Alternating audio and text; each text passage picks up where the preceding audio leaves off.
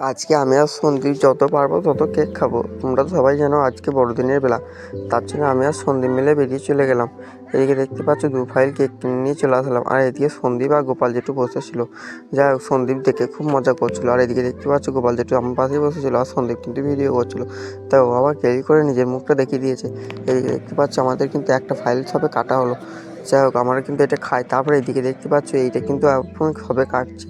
এটা তোমাদেরকে দেখিয়ে আমরা খেয়ে দিয়ে আরও ভিডিও দেবো। এটা দেখতে পাচ্ছ সবে এটার দাম 50 টাকা।